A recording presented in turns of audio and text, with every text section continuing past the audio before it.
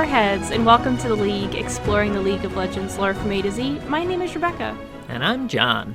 And I'm Mark. And today we get to talk about the Star Forger Aurelion Sol, who was released March 24th, 2016, which is way longer ago than I thought it was for some reason.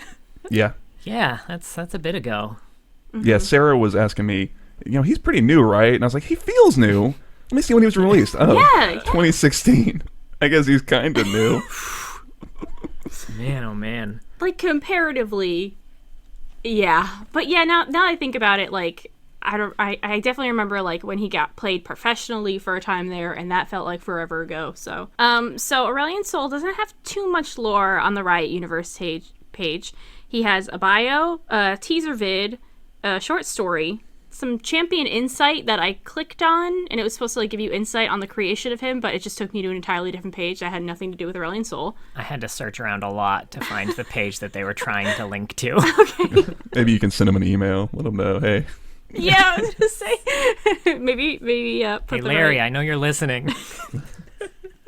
They also had put, like, his login screen when they used to do login music for everyone, and he has some good login music. I forgot.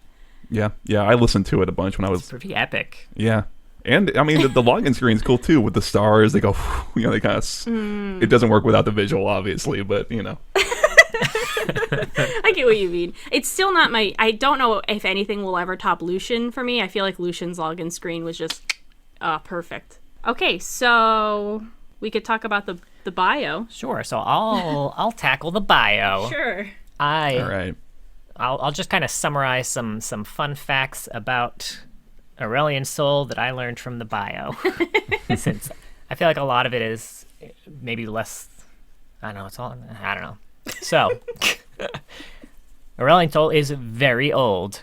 How old? He was born in literally the first breath of creation. So they were like, you thought a Mumu was old. Mm-mm. Nah, get a load of this. Ornn, Anivia, fuck 'em. This guy's old. So he creates stars. He is a star forger. He has great kind of cosmic power. He actually created the sun of Runterra. He did not create Runterra, though. Important distinction. Now, he was kind of going around the universe, just creating stars, loving life. He, had opinions about the other of his colleagues who were created about the same time. He thought they lacked imagination. But then one day, he was invited to Runterra by the aspects of Targon, who specifically were the people he said lacked imagination and did not like. But they were like, hey, there's this beautiful planet here, and there's these people on it, and they've got something special for you, something that is worthy of your splendor. So he visited, checked it out, and they gave him a fancy crown. But as soon as he put it on, it was a trap. So the crown was ensorcelled. It stole his knowledge of the suns and stars and banished him back to the heavens so he could not go back there. It said it banished him back. It also says they order him back several times. So it seems like maybe he can only come to Runterra when called upon. Using this knowledge of the stars, they built the sun disk, which we've mentioned a few times when talking about Shurima. It's kind of what they use to create their own demigods. But so Aurelion Sol's clearly upset about this. He is just biding his time and waiting for the magic on the crown to weaken so that he can get his revenge.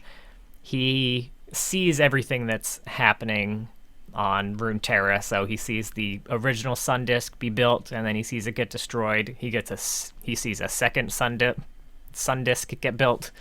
He sees demigods rise. He sees the War of the Void. He sees the Rune Mage War. Yeah, those are all words that fit, right? Just like, yeah. He sees all sorts of catastrophes, and then he starts to notice that after all of them, the magic has started to weaken a bit on his crown. The time is nigh. And scene. Nice. Nicely summarized. That was a good impression. Yeah. nicely summarized. I mean, so what did you guys think of this? Because might be the first instance I would use the phrase purple prose, maybe, when describing League writing. But I don't mean it with any sort of negative connotation. I think this might be the most voiced of any bio that we've read. Like, this reads as something that Aurelion Sol would write. Yes, which to me was insufferable to read. But I definitely agree that it felt very much like, as someone who's played Aurelion Sol and has heard his quotes, he's very insufferable. Yeah. And that was definitely having read the insights for building the champion. Oh. That was definitely a goal. They wanted to make him larger than life. They wanted him to have, I think specifically the comparison they made was like, we want him to be like a David Bowie style, just like aplomb. Okay, well, don't insult David Bowie like that. I mean, I also had read that, but I think they did a really good job of echoing the character voice here. It's even more the case in the story, but I think this is also interesting. The other interesting angle I see with Aurelion Sol is that we start to look into kind of the metaphysics of Runterra a bit. In my mind, we start looking at, okay, so he's a celestial, right? What does that mean for space that he and the other, I assume, other celestial dragons and aspects and celestials, which are a different thing, which I guess we should also get into a little bit. Is it space as we know it? It would seem to be the case, right? There are suns and planets and whatnot, but I mean, I don't know. I think it's kind of a little bit of a can of worms. I feel like he kind of opens up where, I don't know. Maybe that's just me. Maybe I'm reading too much into it, but He's definitely kind of described as having all of this cosmic power, but he is also specifically restricted to star creation. There are a lot of kind of celestial bodies, such as Runterra itself, that he did not create. Somebody with what had to have been kind of equal power to himself is creating other celestial bodies all throughout the universe, and he doesn't know who did this one. Yeah, it's interesting the degrees of power that we see, especially in the short story too, when he's kind of comparing his own power to, the whatever's on the other side of the void.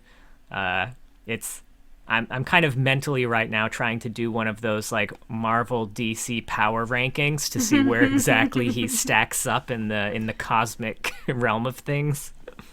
yeah, that was actually something I was going to ask. Is he the most powerful character in League of Legends? I mean, at least in terms of champions that we know of. It's hard to say with some people like Kindred, because she's kind of like death itself.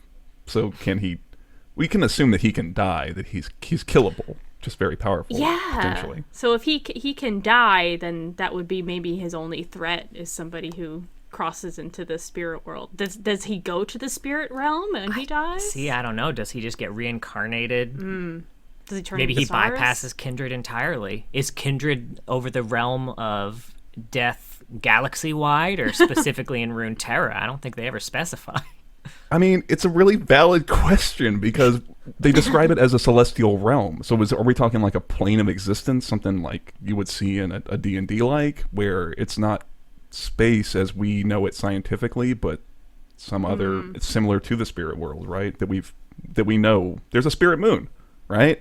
So is there a celestial moon? Is that what we see from Runterra, and it's separate from the, I don't know what we call it, the mundane plane of existence that Darius and shit exists on?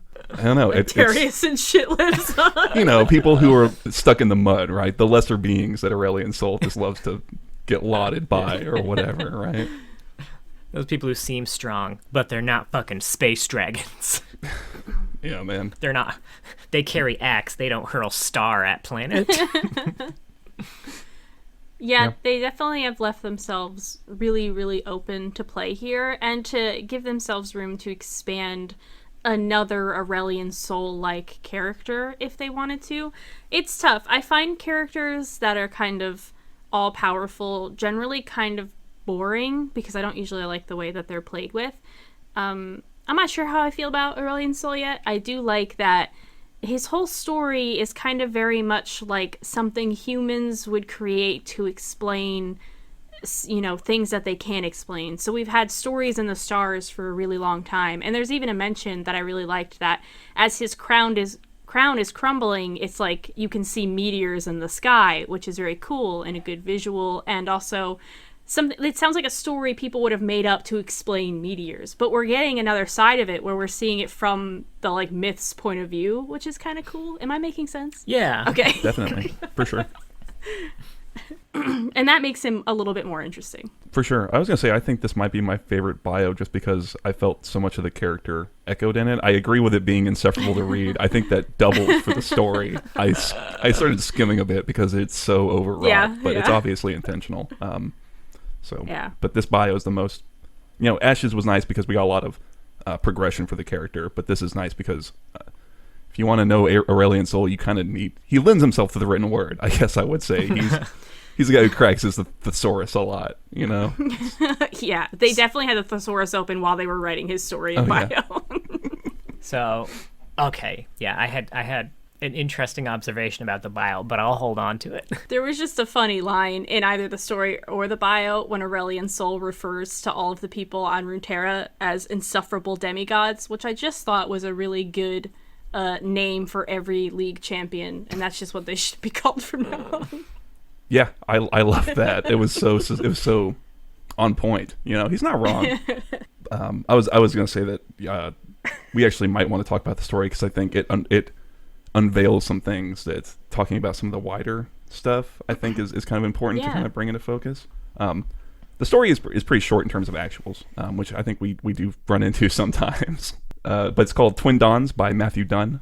And it starts with it's all told from Aurelion Sol. I haven't written as a soul in all of my notes because I was not writing out Aurelion every time.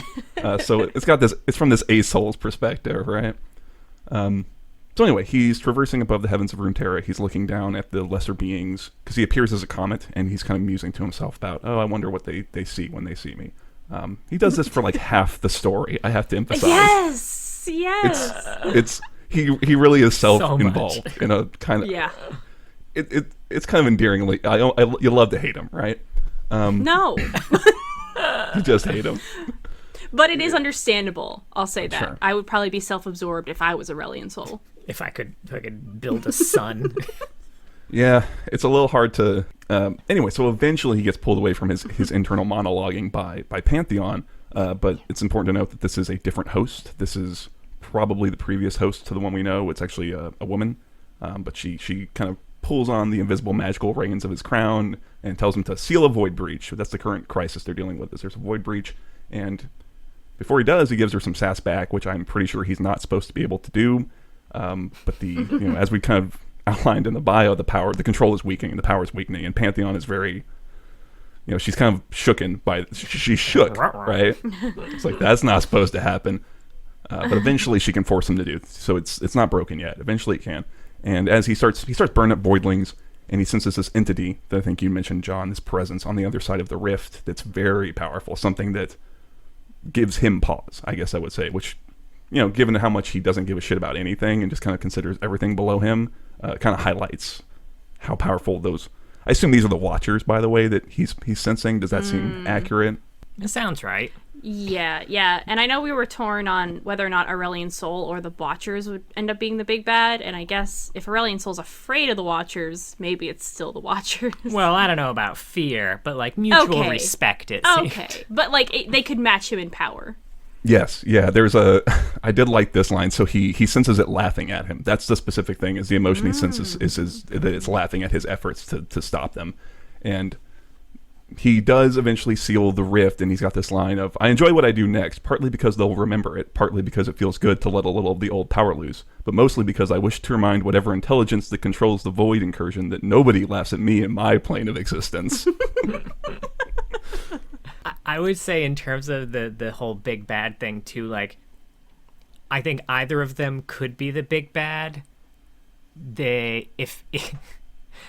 If we were, obviously we haven't given Aurelion Sol any reason to help, like if we were the Runterrans. We haven't given him any reason to help us against the other ones. I feel like the only reason they would end up fighting each other is specifically for him to prove, like, no, I'm better.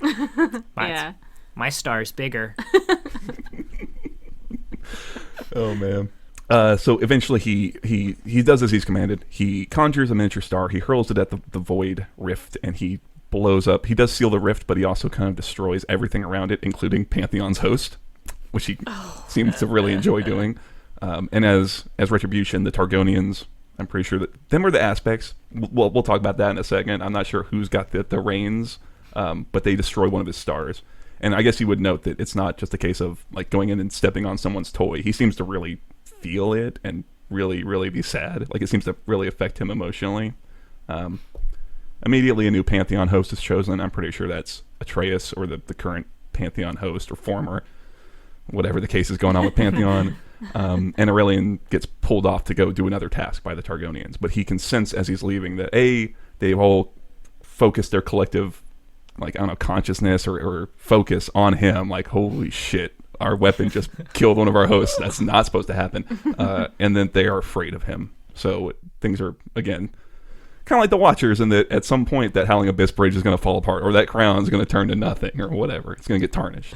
So there's a lot of separate doomsday clocks ticking in Runterra. Yeah, that's one problem I'm having a little bit, is they're setting up a few too many big bads, which I do understand that they have a lot of champions and they're all going to have like antagonists in their story, but there's a couple too many ultra powerful ones, I guess.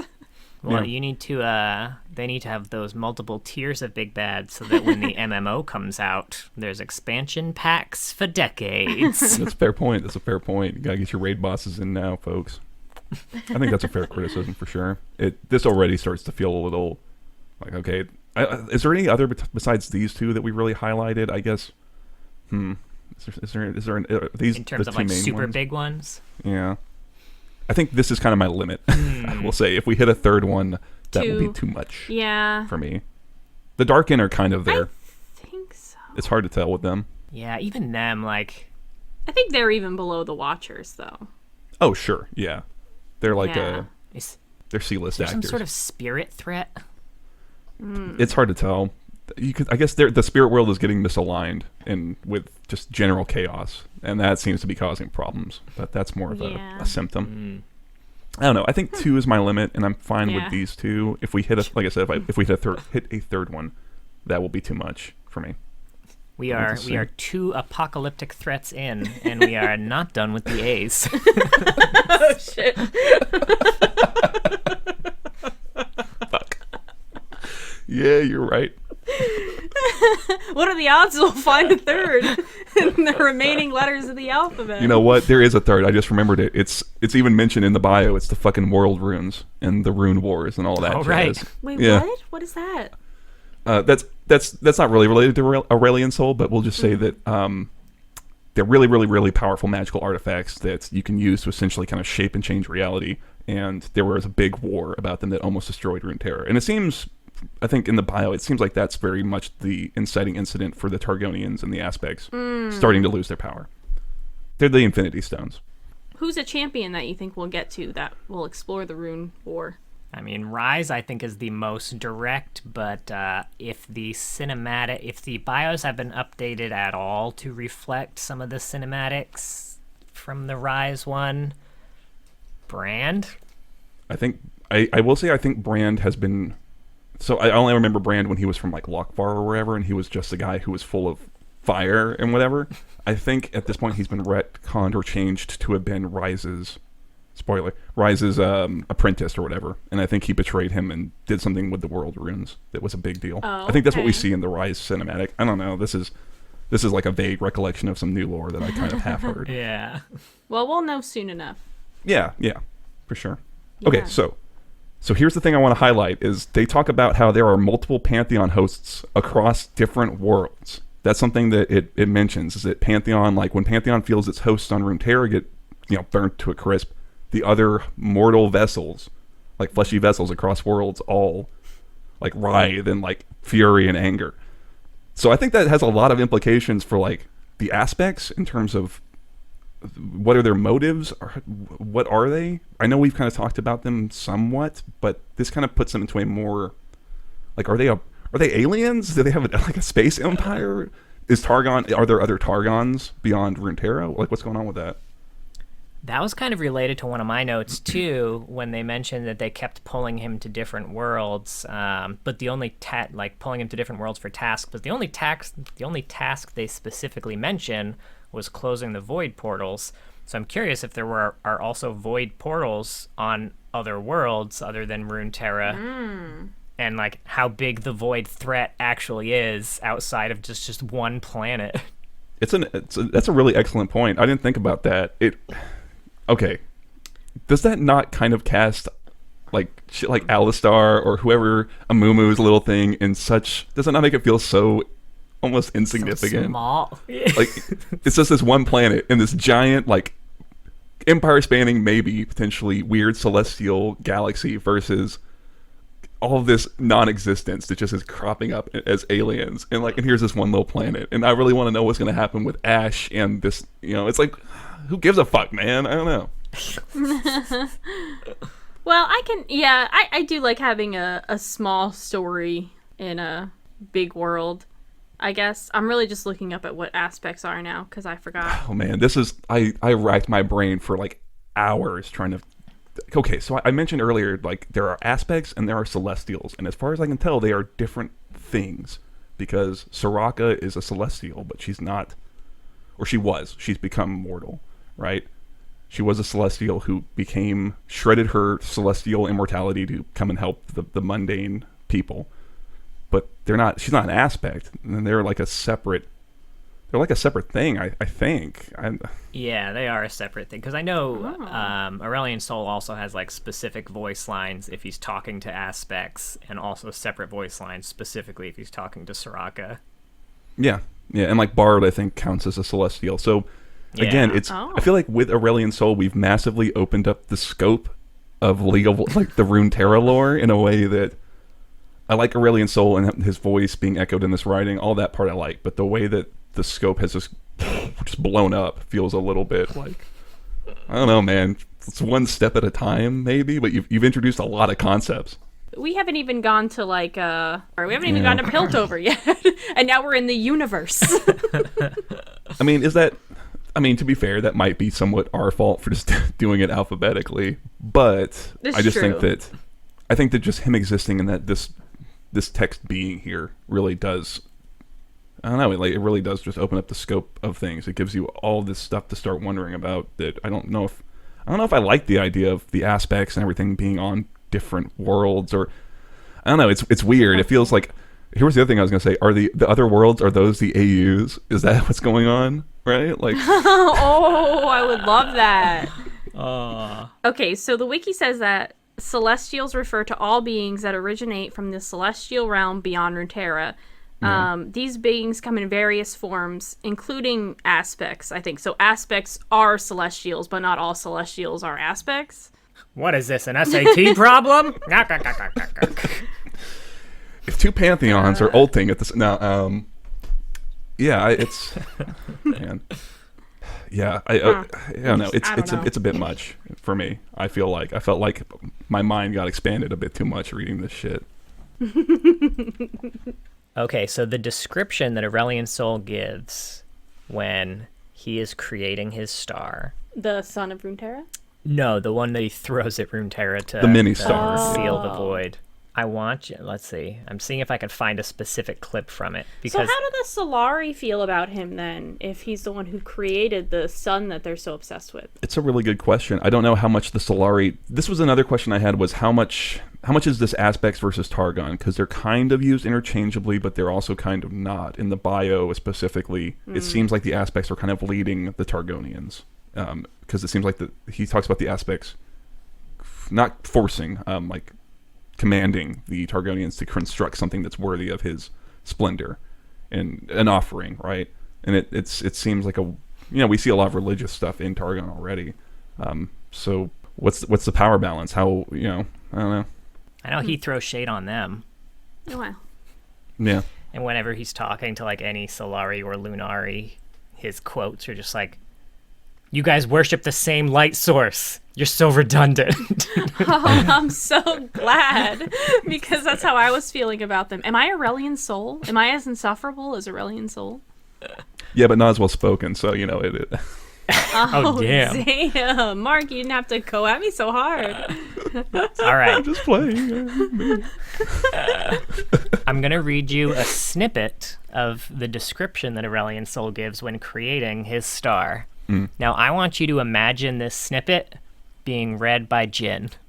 Yeah, I can already, I'm there already. They careen around me in a radiant ballet, their white-hot cores devouring the gathering clouds of dust and matter I draw towards us. We become a storm of stars, the night incarnate, a maddening gyre of star fire. I conjure eddies of searing stardust exhaling a heat so pure and dense it collapses the aura of this world, just the tiniest bit, forever marring the planet's curvature. He's like straight up Space Jin. Yeah, those two should get together. They would be a power duo for sure, man. Yeah, talk about insufferable. Right. Yeah. Actually, his quote to Jin is just like, "Imagine what you could do if you had a bigger palette," essentially. That's funny. Yeah. Or a bigger canvas, I think he says. Yeah. Oh, that one. Yeah, he is Space Jin. Yeah, it's actually a really great comparison. I didn't think about it, but as soon as you said it, I was there. I was right with you. It's like, of course. So it talks about how when he kills Pantheon, they destroy one of his stars. So do they have that power then to just? I mean, I guess we can say that yes, they do, but I don't remember that being established in the bio. It seemed like they just had. I assume they just had control over him, but they can punish him by destroying his shit as well. Maybe because they have his power. It sounded like it was part of whatever the curse of the crown was. Like maybe it's not something that they are choosing to do as a result of him disobeying, but it's something that's like built into the magic. It's like, oh, if you do this, something like maybe he's destroying the star. Like maybe that's how the magic works. Like you disobey this, like you destroy this star involuntarily. That could also be why he feels like as much sorrow as he does when it happens, is his own magic is powering the destruction of the star. Yeah, that's a really fair point. Yeah, I think that tracks for me. It's just interesting that it kind of comes out. It kind of hit me a little bit out of, blindsided me a bit from the bio. I thought I had a clear idea of what could happen, and then but he shows up on Runterra anyway, which contradicts it. Interesting thing I found was that he and Zoe hang out sometimes, or she goes and bugs him. It reads like, and it's gotten to the point that he kind of likes her maybe a little, or at least he doesn't hate her as much as other people from Targon or whatever. Yeah. Fun. He's her space doggy. Because she became an aspect after all this happened, so she didn't actually know anything about Aurelion Sol. She like learned about it from others, and kind of she's right now like vowed to protect Aurelion Sol and be friends with him. And That's fun. I like fun pairings like that. Yeah, I was trying to see if I could find any actual interaction, but it's all just like mentioned once or twice in the bio or hinted at in a single thought. So, but it would be fun to see that little interaction, I think. Yeah. Curious, the Call of the Mountain cinematic. There was what looked like a comet, crashing down to the Earth, but then when the lady looks at it, it's like a little baby unicorn. It looks like, and she kind of carries it all the way back up to its Targonian home to rejoin with other creatures that clearly also have some sort of like, it seems like, obviously not Aurelion Sol level, but some sort of cosmic power. But Aurelion Sol also made a cameo in that video. And was it just me, or did he have two heads in that video? I'm gonna have to rewatch it. I'd have to rewatch it because there is, since we're talking, it's Runterra. There is a Runterra Celestial Dragon card with two heads. So I don't know if maybe it just happened to be that, or I'd have okay. to, I'd have to a rewatch separate it. dragon. Yeah, they've got a couple of them. Because I know that. Gotcha. That's probably a thing, because I know she was climbing the mountain, and the mountain just rose up, and it turned out the mountain was this dragon, and it just kind of flew away with her on it. So I just didn't realize there was another dragon of that size, like on Runterra, I assumed they were all up in space. Yeah, I don't know. I need to rewatch it. Maybe it is the case that he's got two, and then that one. It'll be a heck of a change to the character design, but he seems like he could do it. He could pull it off. Could you imagine like two heads being that insufferable? Oh man, I would love to hear their conversations. Well, I mean, I wouldn't because it'd be terrible, but it would also be entertaining. I don't know. I kind of liked Aurelion Sol here. The writing. I guess what I liked more than most anything else we've read, I think, is that the writing style felt like it was being done with a very clear voice and a very clear purpose, and it was very much the writing itself and the style of it was informing the character, which I felt like we've not really gotten yet, and I like that. Yeah, that's the flag I'll fly for this lore is that if you want to know Aurelion Sol, I think you should read it, and I would put it in the category of there's some stuff that I would say don't read, and I would say probably read this, maybe skim it, but just to get a sense of Aurelion Sol really well is read this actually. So, fun fact about Aurelion Sol and his voice lines. I don't know if you read this too, Mark, if you were reading the Champion Insight, but the voice actor for Aurelion Sol was having a really hard time nailing that balance of kind of playful pompousness, I guess. So they made him do jazz hands the entire time he was recording the audio, and I said that fixed the problem. I didn't see that. I that's great. That's gonna forever color anything I ever see about Aurelion Sol. Oh, that was not a good. Here, they have very specific. They have all of his taunts on this. That he has a lot of. And buying certain items, buying Rod of Ages. Rip. It's been around for ages, so almost new. Mark was just doing jazz hands while we listened to that. You can see. We have a taunt at Annie. I do remember that one. Yeah. Mages are infants grasping at the machinery behind reality. At least you have a plausible excuse. Oh, I like the Amumu one. The Amumu one is straight fucking burn. I am overwhelmed by an emotion when you are not around. It is called happiness. He's got some good ones. That's so mean, Aurelion Sol. Well, he's an A-Sol. What can I say? Hey! Bow, bow, bow. No one's ever made that joke before. That's what's so great about it. Also, he has one quote that had me a little confused, and it's specifically to Dunkmaster Darius. Oh.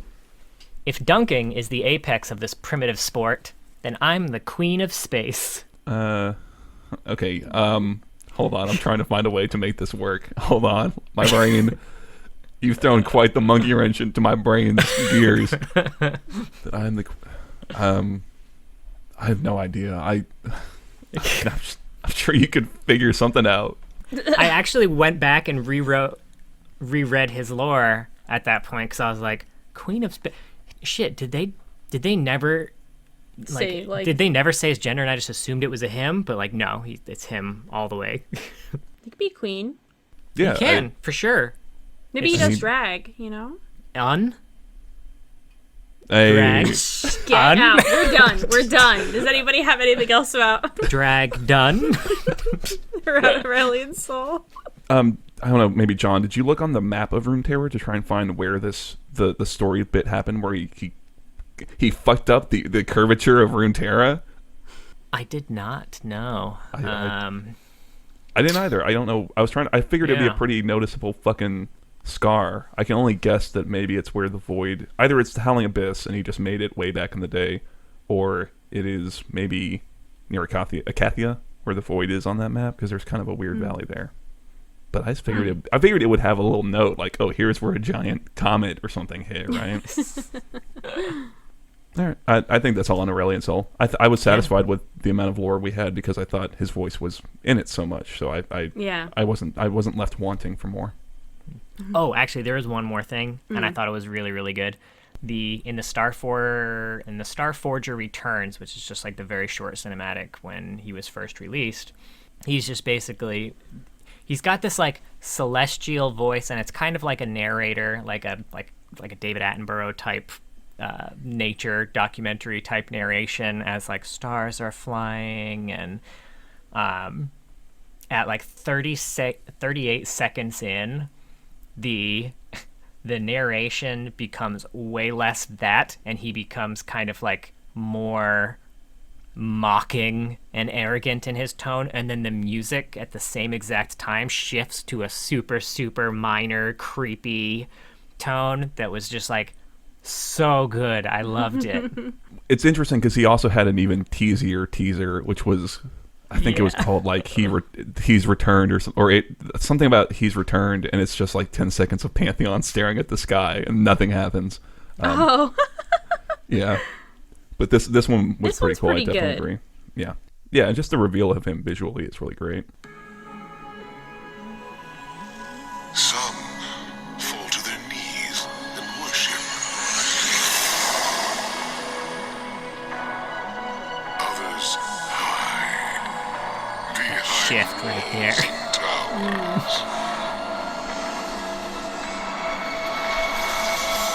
But the thing they do best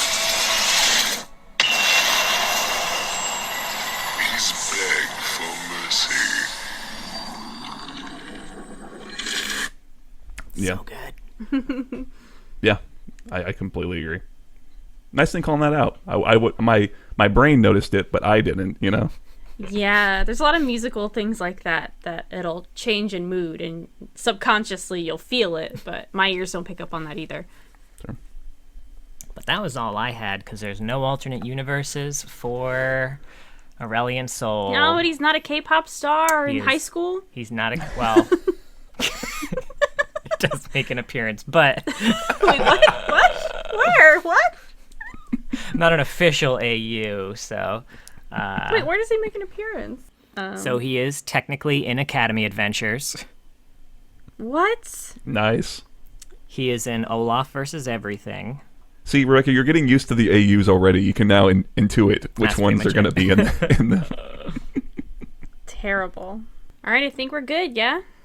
Yep, I'm exhausted on Aurelion Sol. Mm-hmm. Okay.